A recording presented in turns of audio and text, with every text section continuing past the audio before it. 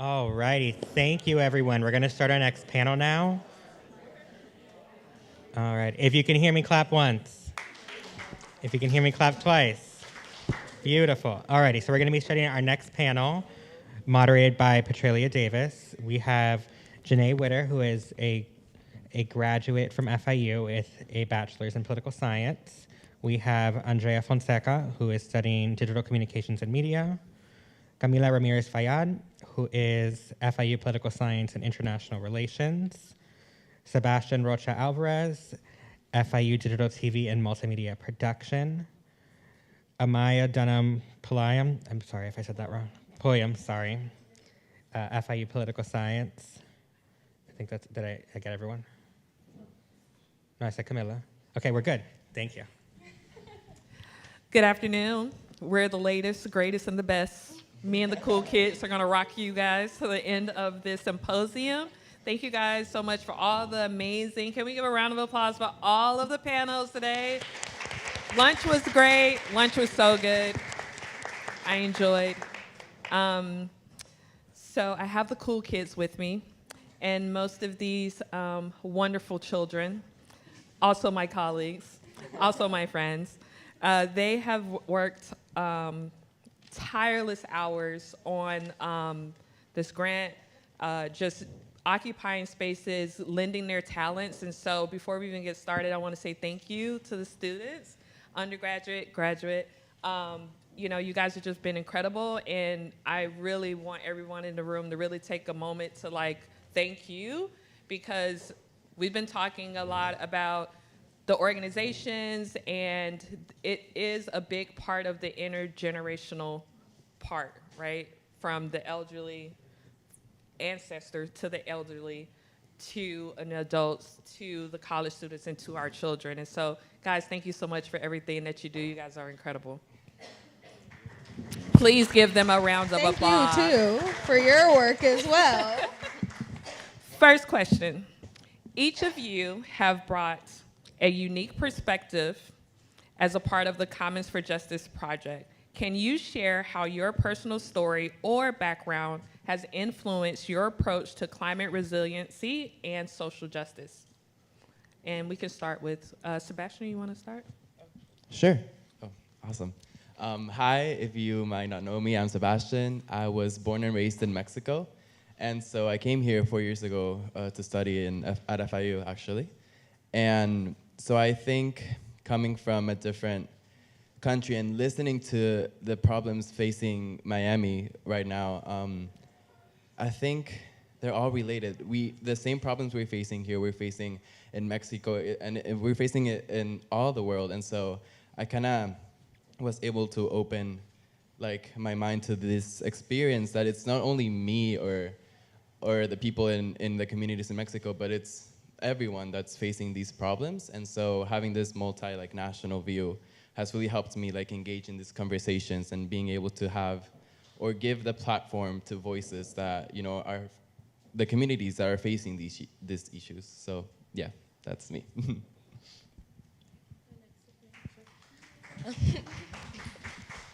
Hi. Hello. You guys can hear me. Hi, my name is Amaya. I'm raised from Jacksonville, Florida. That's where I'm from. So if anyone's from North Florida, you know about it. I think it's changed or allowed me to have a different perspective than kind of everyone here, because a lot of people are from South Florida or from International. I'm pretty much the only one from North Florida, I think, in the grant. And we also get hit by the flooding and hurricanes, but not as much of an impact. So I learned more about the impact in South Florida that it has than North Florida. It's pretty much completely different. Like I said, we do get floodings, we do get hurricanes, but that's pretty much it, and we don't get it to the extent that they get here. So I was able to bring in my perspective and see how we have different preparedness plans, and especially different disaster preparedness plans, and I've shared that with my colleagues and even my friends down here in South Florida, and I've learned from them, and I've taken their perspective and done it in my work. I do blogs for the grant, basically on disproportionate impacts and how communities of color are oftentimes disproportionately impacted because of extreme weather events. And I think I think just being from North Florida has helped change, my perspective on things, and being able to grow and learn from people that have really dealt with it to an extreme extent has helped me a lot as well. So, yeah.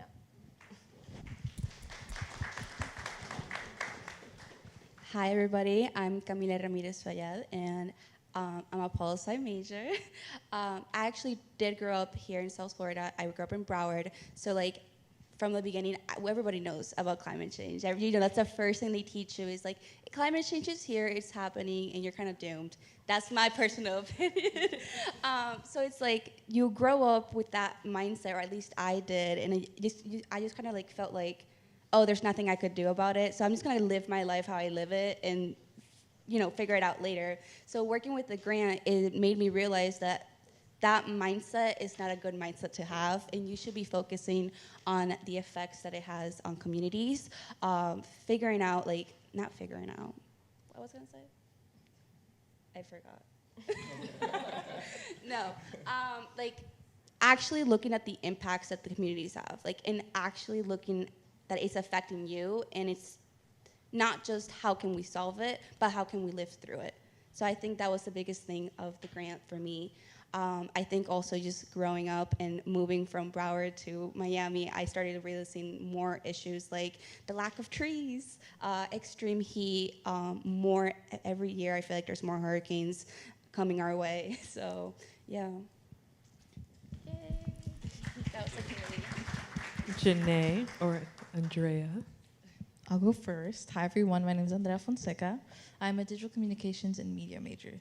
And then my background, alongside other people within my team, I'm a student journalist. I have been one for 9 years since in high school. And I've focused primarily on the Venezuelan regime, protests in Miami, and then giving light to different communities who need individuals or just the community itself who need their voices to be heard.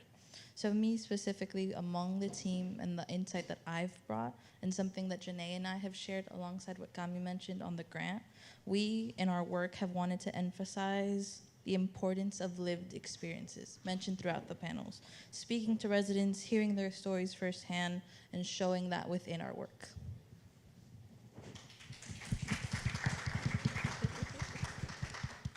Hello, everyone. My name is Janae Witter. I am a former SIPA student. I graduated last year with my degree in political science. And I started working on the grant, like 2 years ago, which is crazy to say. Prior to that, though, I had been involved in local politics, national politics, thought that I knew everything that there was to know about climate change and sustainability until I got here.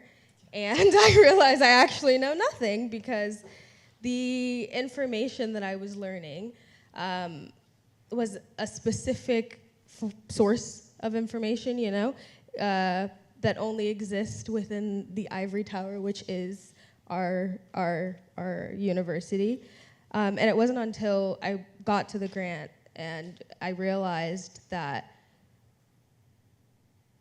the communities actually are the ones that have that knowledge, that have, I like to call it the duality of expertise. Like, so just because knowledge isn't acquired through traditional Western forms of academia, so university, doesn't mean that it's not important, doesn't mean that it doesn't need to have the same value.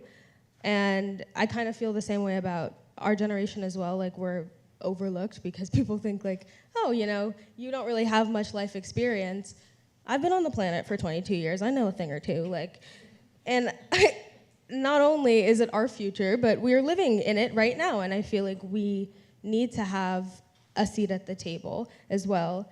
And when I came on, I asked Dr. Washington and David what I could do to kind of translate the research that we were getting into a way that my generation would be interested in, but also a format that the community and the general public would be able to understand, because academic jargon is intentionally exclusionary, and I wanted to get past that you know, boundary. So I asked them if I could do the podcast. They said yes, and they let me have the space and the grace, and let our team have the space and the grace to do what we do. So yeah, that's kind of what brought me to here right now. Yeah.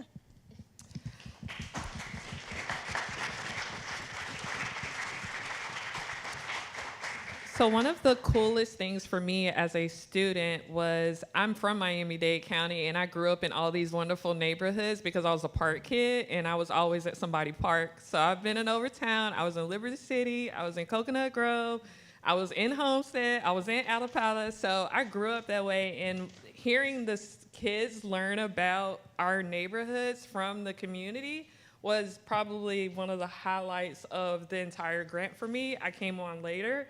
But I will always be grateful to Dr. Marcy Washington and Dr. Valerie Patterson for bringing me in, because you rarely get, someone who's actually from here for Miami, for the community, to do the academic jargon part and translate it back to our homes, our neighborhoods, our city. And so that leads me to my next question for each of you, that is open to answer.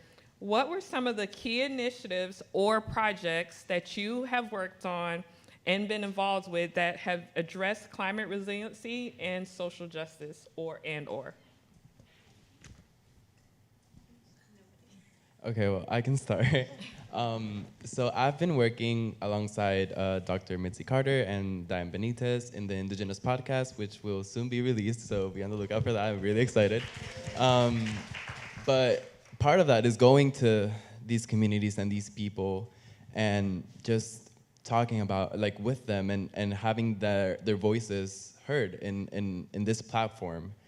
And so one experience I remember very well is we actually went to the community of Immokalee here in Florida, and we interviewed some agricultural workers, a group of women, 8 women, and they were all from different backgrounds. They even spoke different languages, and we were still able to have a very fruitful and meaningful conversation about how, because they're living proof of resilience. Like, they have this community garden and they do seed exchanges, and they have to battle against heat and soil erosion and water, and there's so much that they've been through, and even getting to Immokalee, it was even a challenge. So we were talking about that, and just listening to their voices was a really eye-opening experience for me, and it ties everything about climate, climate and social justice and how we can be a part of it. And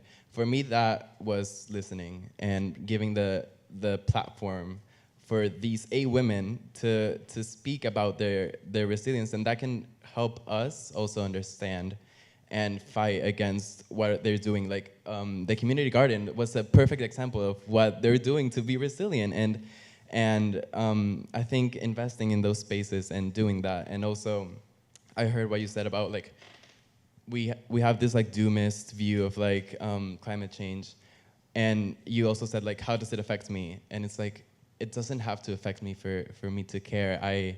I want to be able to help in whatever way I can, and that has taken me so long to learn. Because we learn oh yeah, climate change is this big phenomenon and we can't do anything about it, but we can. And community gardens is just a small seed, but it grows into a beautiful tree that we can be a part of. So yeah.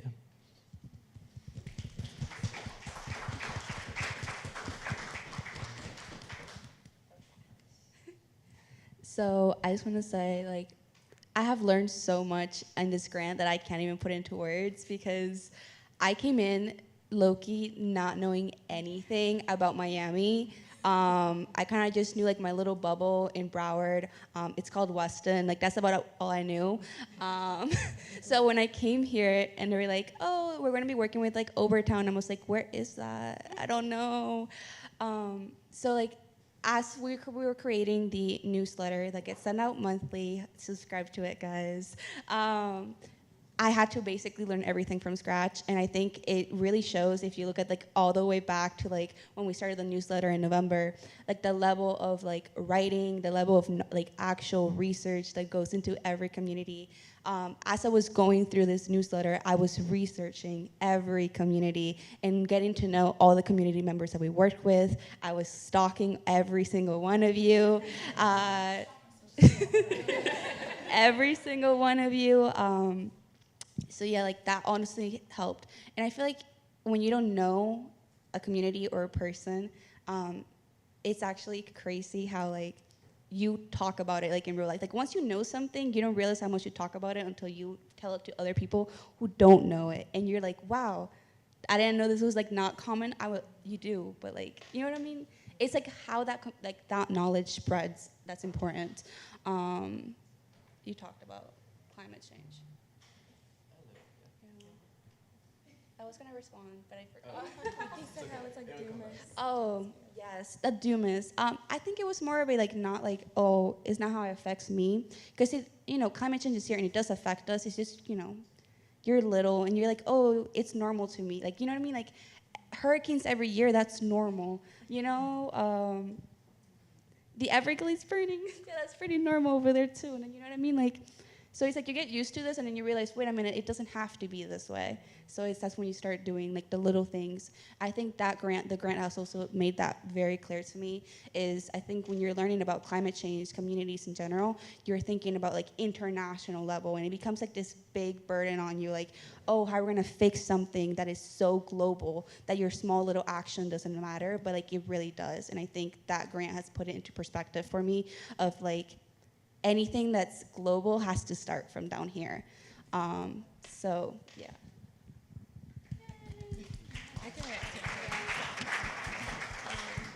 She talked about how there's a local to global connection, and that's why I try to talk about in my blogs that I write for the grant. I try to talk about how there are international issues that are happening, but there's also issues that are happening right in front of us that we're not addressing as well.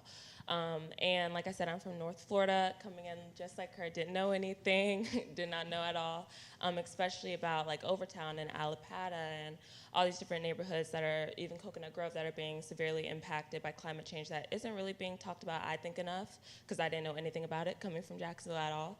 And that could just be me, but I did my research and I know certain things, but I feel like those neighborhoods that I just talked about and more in Miami weren't talked about as much as it should have been.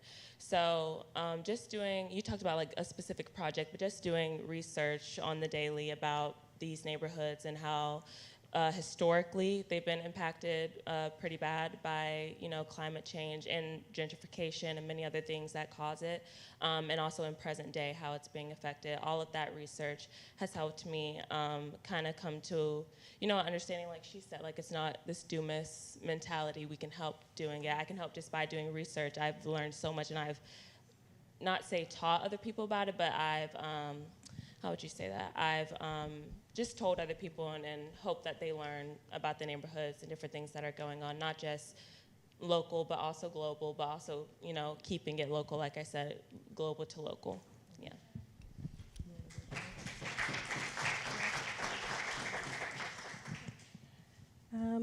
So I am kind of a floater on the grant. I've been everywhere, sprinkled a little bit.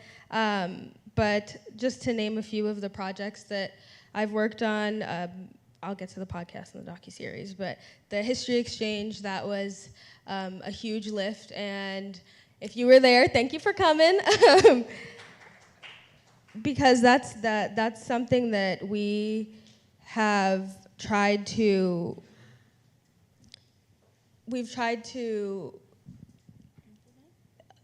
stress the importance of. Throughout our docuseries on the podcast, how important history is, because the amount of things that we have learned, especially in the past few months, about why the things that are happening, like it's so easy to look at present day and be like, oh, okay, yeah, the roads in Overtown are bad, or Overtown is being gentrified, or Alapata, like, it's easy to pinpoint the present day issues, but when you go back and you realize that there was a systemic plan to remove black people from Miami that was spearheaded by our city. When you realize that all of these things are intentional, and you understand the gravity of the situation a bit more, and you understand what needs to be done to fix that.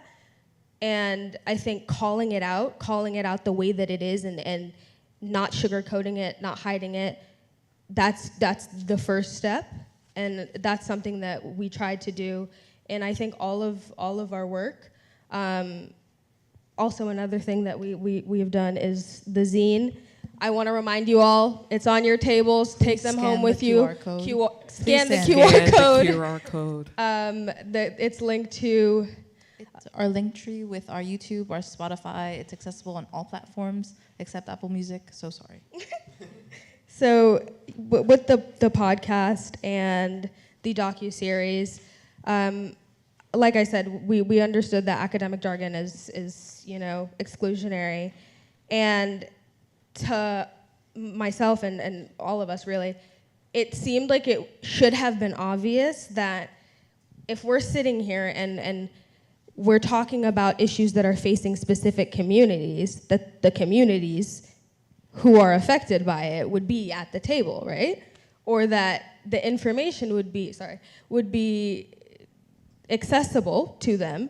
It would be translated so that anyone outside of the academic sphere would be able to understand it, but that's not the case in most spaces. And that was kind of the main drive behind the podcast. And then for the docuseries, since January, our team has been out actually in the communities, not being extractive, sitting down, asking them to tell us whatever they want to tell us. If that's nothing, okay. If you want to talk about whatever, your story is what's important. And I just want to thank everyone that has been a part of that. Fabian from EDA, thank you so much. Thank you so much. And then thank you to all of you who have been as well, yes, who let us interview. Yes, thank you so much, because I know we were relentless. But I think it was really important for us to show that community members, as well as students and the youth, we have something to share, and our narratives and our perspectives and our solutions and our hopes and the risks that community members face, that is critical information that needs to be included in research from the very start. In resilience initiatives, you can't plan on what you're gonna do with somebody's community, with the community not being at the table, or not even being acknowledged or allowed or even aware of the issues that you're saying are affecting their community, because you're not making that information accessible. And that was a no-go. So we were like, we need to get this information out as quickly as possible in a respectful manner.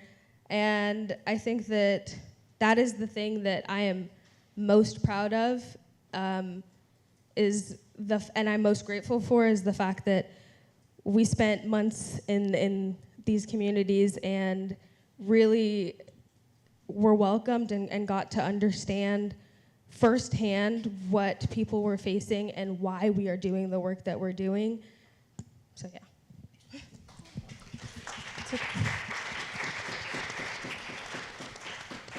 To quickly piggyback off of everyone and off Janae, I actually have a couple personal stories that we can share on that fact. Again, reiterating, for the last year, for anyone who doesn't know, Janae and I have worked on the Commons for Justice podcast. So we spent season 1 interviewing faculty members, talking about different initiatives here on the grant. But for the last 6-8 months, since January, I don't remember, we've been working inside of the communities, filming every single day, going door to door, seeing who will talk to us, who will share their lived experiences, and going back on information being accessible and actually knowing what's going on in your community. One story that I could say was the most important for us, or at least most impactful, was going to Liberty City and just talking to a couple of individuals on the street, and they were just talking to us, and we were asking, how is gentrification affecting you in your day-to-day life?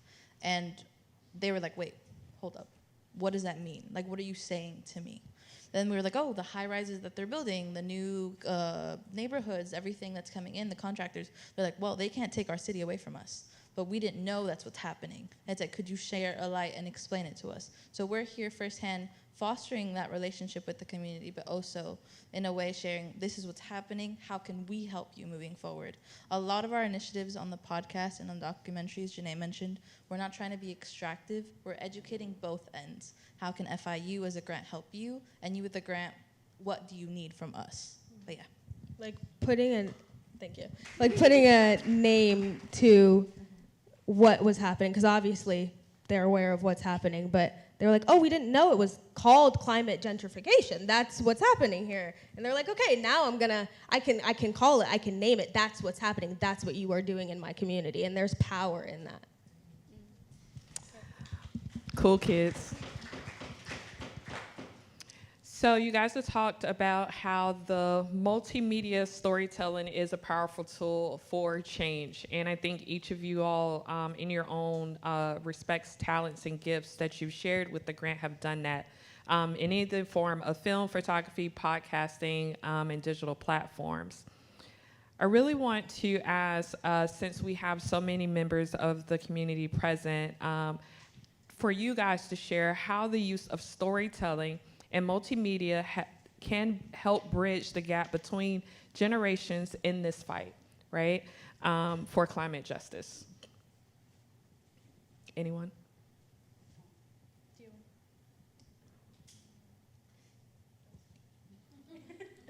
No? Okay. I think that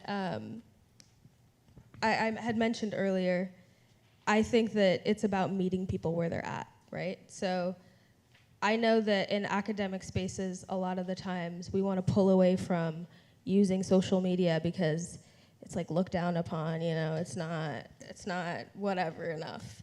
That's where the general public are, though. That's where the community is. That's where the youth are. If you want people to know information, you got to meet them where they're at. And I think that even though, my generation is more TikTok, Instagram, whatever, like Ellie said, people are on WhatsApp, Facebook. That's where we need to be putting information, and I think that using forms of media or storytelling devices and sharing it in public and accessible places where the general public are in the public sphere, right? That's where you're gonna make a change because people are actually able to access that information. And that generational kind of divide that happens, I think that art can be used to foster so much in terms of relationship building, relationship mending. And for me, at least, when we were in the communities creating this documentary or there wasn't oh, you're young, I'm not gonna talk to you, or I know for a lot of people when they're creating art, there's no space for identity, like divisions, it's just we're all here together trying to create something for the betterment of all of us. And I think that the power that media has to create that bond is really special, and we should all capitalize on the ability that we have using that. Yeah, and to piggyback off of that, we all consume media every day, even if we're not aware of it.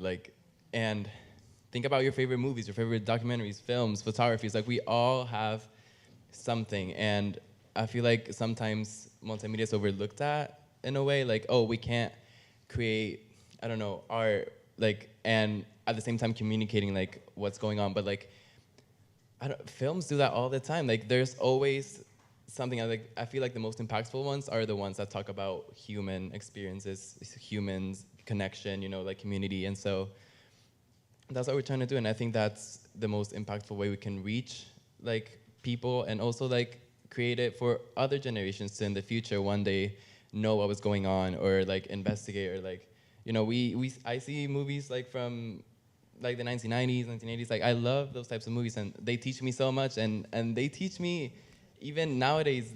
I don't know, it's not to call anyone old, but yeah.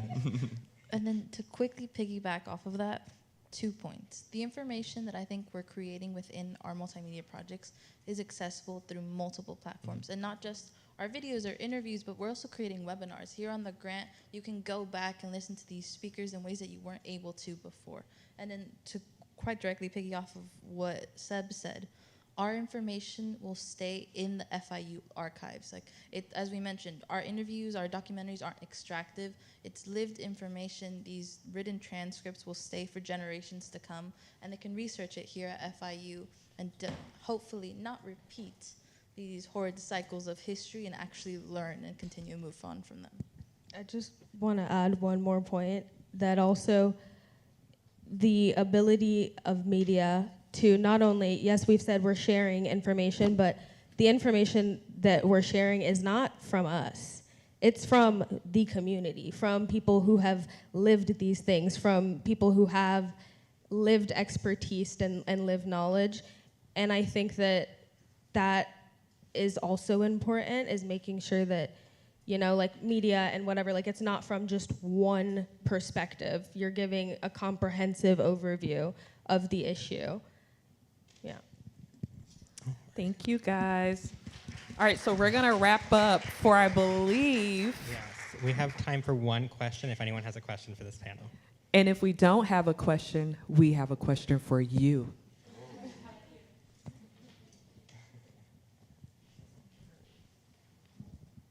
Hi, I was just wondering, you all, I think, have public-facing projects, right? I was wondering what the reaction and like feedback you've received from these projects have been, either from students or just members of the public in general, and how that has affected your work going forward, or how it will affect your work going forward.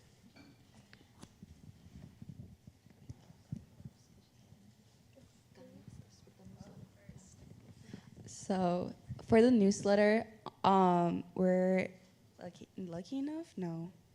fortunate enough that we have like the website that we use tells us what like things people click on, because the newsletter has like multiple different sections.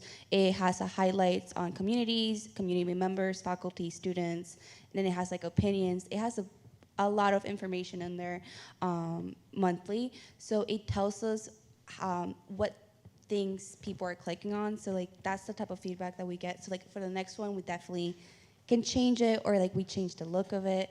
I'm not a marketing major or anything business-like, so this has been like a huge learning curve for me particularly, but I think it's important to know, because anything with advocacy, there's marketing involved. Like everything with learning and sharing and spreading it, you have to know what people want to see and people want to click on. Even when it comes to social media, like if the poster isn't pretty, it's gonna just get skipped. So it's a learning curve to that. For like word feedback, I've been fortunate enough that it's been pretty good. If you guys have anything bad, let me know now.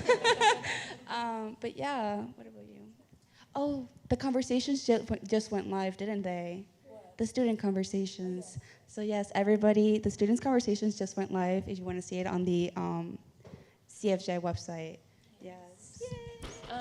So some of my blogs are still getting published, but for the most part, I've been met with good feedback as well, just constructive criticism, getting well with my writing. These are like, academic level blogs, so I have to, write a certain way, but I've been, met with a lot of good constructive criticism and happy feedback on everything that I've been a part of, so pretty fortunate as well. Yeah. For me, well, I'm still working on the Indigenous podcast, but what I've been sharing with Dr. Mitzi and Dr. Carter has been really helpful, because we kind of meet halfway. They tell me what to do, and I show it to them. And it's like, oh, okay, no, like tweak this, and once they hear what they've told me to tweak, they're like, oh my God, this is perfect. I love it. Like, we need to release it now. And I'm like, yes, I agree. Like, it's so good. And so I love that they invest so much of their time and effort into this. And I think it's like a mutually beneficial relationship. Like, I learn from them and they learn from me, so. And then I think I can speak on a lot of people from the grant. Us too, we're working on our 6 episodes, the documentaries. We still have that in progress, but one feedback that's been general amongst each community, excited's not the right word, but more of like they're grateful for the fact that it's like you actually came to us, you're highlighting us, and it's Ellie can talk to. Like, you can talk to Ellie about it. It's going in there and making the actual effort of, hey, we're fostering that connection with the community, and they're excited to see themselves highlighted. But also, too, we're broadcasting and sharing their story. So that's the general feedback we've heard. And then for season 1, we had several interviews with faculty members. We've had great feedback. They're saying they actually learned about new topics. I know for myself personally, something that Kami mentioned earlier on the panel, I have much of a multimedia background, student journalism, and I felt ignorant to the fact of what was going on here in Miami. And Janae, everyone on my team has truly educated me, and I'm making the motion to actually further educate myself and continuing that learning. Really quickly, thank you for your question. We've gotten feedback. We haven't gotten a whole lot of feedback because I don't think all of you know, season 1 is live. Scan the QR code, season 1 of the podcast. Okay, and then season 2, which are the docu-series, the first episode has been published, so that's on Please go YouTube. watch We published it this morning, and then the other 5 are coming out within the next week. So be on the lookout. Surprise, this panel is just advertisement. We're advertising our work. Please go watch it. And then I would say lastly for the panel, again, just for these wonderful young minds, I know for me as a community member, the biggest feedback that we've gotten, me and Sebastian were in Overtown for the historic exchange with Nicole. We got instant feedback from the community to tell us thank you for elevating our voices. And so this work is real. These kids have done amazing work, and I really empower you to continue to do the great things that you guys are doing post the grant. This is a new step, a new direction. Thank you so much. Alrighty, so next up we have, you're good. Thank you, another round of applause for them. Alrighty. Next up, we're gonna have a short video. So this video is called Visualizing Heat, and it was done by Carl Juice, Rebecca Friedman, and team, which are all listed on here. Please take a look, and then we'll go into community action points and wrapping up the symposium.